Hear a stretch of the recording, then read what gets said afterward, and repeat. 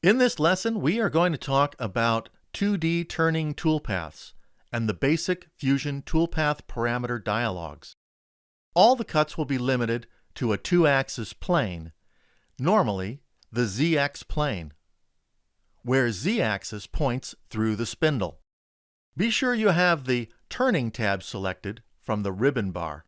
This will change the ribbon bar to display functions specific to turning. If you select the Turning pull-down group, there are a variety of toolpaths available to represent this type of machining. This lesson will focus on the Turning Face toolpath. Turning face, or facing, is the process of removing the rough stock from the front of the part to qualify it or make it flat. Select the Turning Face icon from the Turning Toolpath toolbar. You will find many of the parameters for turning face will be similar to other toolpaths. The dialog is divided into 5 tabs. The Tool tab is where you can select the cutting tool, type of coolant, tool orientation, and define the cutting speeds and feeds. The Geometry tab is where you can contain the boundary area to be machined along the center line of the spindle axis. These options will change depending on the toolpath you select. The Radii tab is where you can set the radial containment boundaries. Have a look at the tooltips for the rapid clearance and retract positions to better understand their relationship to the part. Outer radius and inner radius are used for the toolpath containment area. The Passes tab contains cutting parameters, the amount per cut, for multiple cuts, and stock to leave. These parameters will vary the most depending on the selected toolpath strategy. The Linking tab controls how the tool will position between interrupted cuts, when the tool must retract from a cut, and position for the next cut. Approach and Retract is for positioning prior to the cut and after all the cuts have been completed. Leads and Transitions controls how the tool will blend onto the cut and blend off of the cut. Again, there are some minor variations between these parameters, depending on which toolpath strategy is selected. Let's go back to the Tool tab and define the facing cut for this part. Press Select to enter the tool library. The Tool Library dialog is divided into 4 general sections. The available libraries are shown on the left. The tool filters and tool information is shown on the right. The available tools are shown in the middle, and the cutting data is shown in the lower section of the middle. The Documents section on the left will show the currently open projects. The Fusion 360 Library section shows a number of tool libraries included with Fusion. The Local section shows any custom libraries you might have created. If you have activated Cloud Libraries, you will have a 4th location available to store custom tool libraries.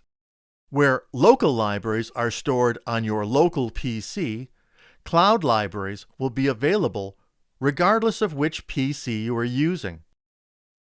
Inside the Fusion 360 library, select the Turning Sample Tools library, and then from the list in the middle window, select the CNMT right-hand tool. The CNMT insert configuration is a common insert shape for roughing. In the Feed and Speed section, you can use constant surface speed to set your cut rate, or disable it to set an actual spindle speed and feed rate. Most lathe programmers want to use constant surface speed and enter the surface speed and cutting feed per revolution to determine their speeds and feeds. For now, we will leave the default speeds and feeds for this tool. Let's go to the Geometry tab. This is where you would normally select the front and back areas to be machined. For face turning, we only want to set the front face to clean off the excess stock. Fusion assumes that and shows the path across the front face. If you mouse over the front group heading or an individual parameter, a tooltip will appear. This tip explains how to change the front mode reference point. Here you can set an offset distance from the selected reference point. Keep an eye on the tooltips. They contain an abundance of useful information. With nothing to select here, let's move on. Let's go to the Radii tab. The Radii tab is for setting clearance positions and cutting areas radially across X. The clearance height is the fully retracted position outside the part. It represents the safest retract for the first rapid position and the last height after the toolpath has been completed. The retract height is the intermediate position where the tool retracts between cuts when taking multiple cuts on the part. Normally, this is a minimal distance above the stock to be machined. The outer radius represents the outer surface of the stock to be machined. The inner radius is the final cut depth in X. This is how you control the machining boundary closest to the part center line. Fusion will analyze what should be cut from within this boundary. You can adjust any of these by selecting their title box in the graphics area and dragging it to a new position. Keep in mind, there will be limitations on where you can drag things because of the from relationships. Each of these radii can have a different reference. Some positions will be in reference to the model. Some will be in reference to the stock that you defined in setup. Some can be in reference to each other. With nothing to select here, let's move on. Let's go to the Passes tab. The Passes tab will control the cutting steps, and these parameters will be more specific to the selected toolpath. In this case, with turning face, Fusion assumes you want to take one cut. Enable multiple passes to take more than one cut. When you do that, it will open additional parameters to calculate the number of step-overs. Disable this to set a specific number of steps. Let's set the number of steps to 2 and leave the step-over amount at 40 thousandths. You can also add additional finishing passes, but we don't need a finish pass for this cut. This is all we need for right now. Let's go to the Linking tab.